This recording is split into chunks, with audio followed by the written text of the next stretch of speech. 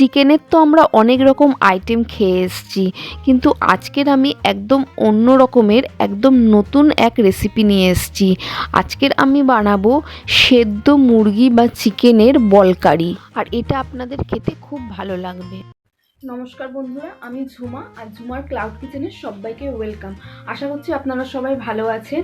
তো চলুন আজকের এই রেসিপিটা শুরু করা যাক। তার আগে যারা আমার চ্যানেলে নতুন তারা প্লিজ চ্যানেলটিকে সাবস্ক্রাইব করে দেবেন এবং আমার পাশে থাকবেন, আর পাশে থাকা বেল আইকনটা প্রেস করে অল নোটিফিকেশনটা অন করে দেবেন, যাতে করে নতুন কোনো ভিডিও আপলোড হওয়ার সাথে সাথে সবার আগে আপনার কাছে নোটিফিকেশন চলে যায়। আমি এখানে 250 গ্রাম বোনলেস চিকেন নিয়ে নিয়েছি। এটাকে ভালোভাবে ধুয়ে পরিষ্কার করে রেখেছি।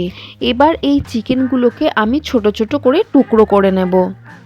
এবারে এই টুকরোগুলো আমি একটা মিক্সার জারের মধ্যে দিয়ে এটাকে পেস্ট করে নিচ্ছি। মনে রাখবেন, পেস্ট করবার সময় কিন্তু জল দেবেন না, এমনি পেস্ট করবেন।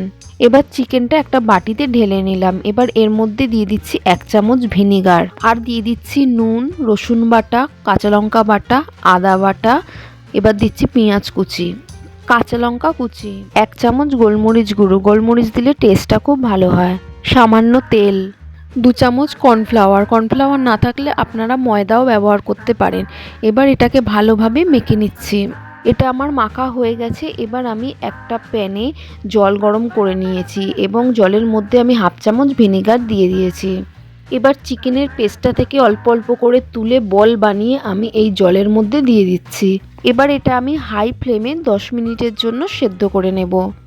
চিকেন বলগুলো সেদ্ধ হয়ে গেছে। এবার এগুলোকে আমি তুলে নিচ্ছি। এবার একটা প্যানে সাদা তেল দিয়ে তেলটা গরম করে নিচ্ছি এবং তেলটা গরম হয়ে গেলে এর মধ্যে এই সেদ্ধ করা চিকেন বলগুলো দিয়ে দিলাম। চিকেন বলগুলো ভাজা হয়ে গেছে। এবার এগুলোকে আমি তুলে নিচ্ছি। এবার ওই তেলের মধ্যেই আমি 2টো তেজপাতা দিয়ে দিয়েছি এবং ওর মধ্যে দিয়ে দিচ্ছি পেঁয়াজ কুচি, সামান্য পরিমাণে চিনি, রসুন বাটা, আদা বাটা, কাঁচা লঙ্কা বাটা, নুন, হলুদ, জিরের গুঁড়ো, শুকনো লঙ্কার গুঁড়ো এবং টমেটো পেস্ট। এগুলো দিয়ে এবার আমি খুব ভালোভাবে মিশিয়ে নিচ্ছি। দেখুন গ্রেভির মধ্যে দিয়ে তেল ছাড়তে আরম্ভ করে দিয়েছে। এবার এর মধ্যে আমি টক দই দিয়ে দিলাম আর কিছুটা কিশমিশ দিয়ে দিচ্ছি। এবার এই মশলাটা আমি খুব ভালোভাবে একটু কষিয়ে নেব।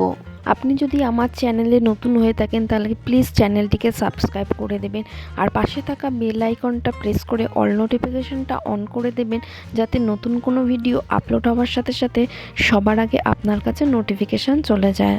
মশলাটা কষানো হয়ে গেছে। এবার এই চিকেন বলগুলো এর মধ্যে আমি দিয়ে দিলাম। এবার এই চিকেন বলগুলো আমি গ্রেভির সাথে ভালোভাবে মিশিয়ে নেব।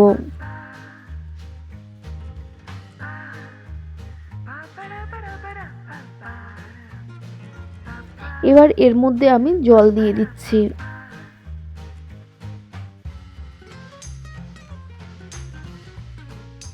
এবার এটা আমি 5 থেকে 7 মিনিটের জন্য বয়েল করে নেব।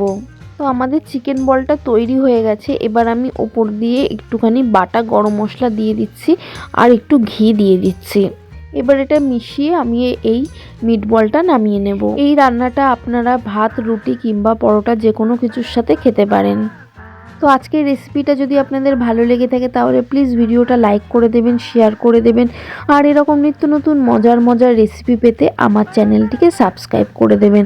ভালো থাকবেন, সুস্থ থাকবেন। Thanks for watching. দেখা হবে একটা নতুন ভিডিও নিয়ে।